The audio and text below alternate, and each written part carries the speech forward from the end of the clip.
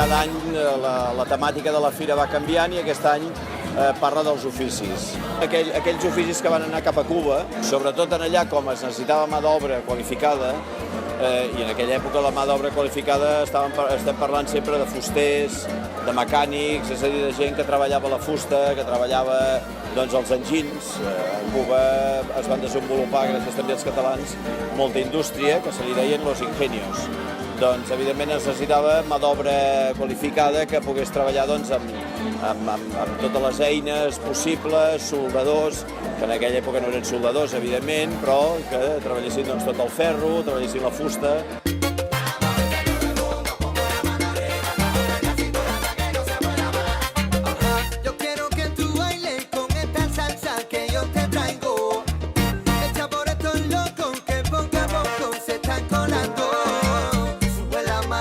Com a novetats tenim que a la zona de la plaça dels Indians hem posat un cafè-teatre, és a dir, la gent pot menjar, la gent pot xerrar i veure una bona vista de Begur. Hem fet aquesta variació. L'altra variació que hem fet és que els espais els hem dividit en diferents temàtiques.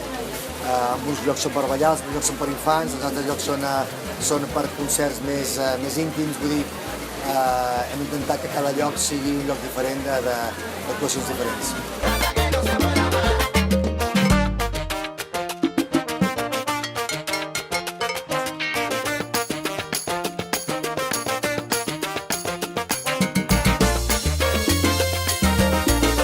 El qui vulgui veure una fira diferent, relaxat, amb música, amb bon rotllo, amb somriure a la cara de la gent, que vingui a la Fira dels Indians.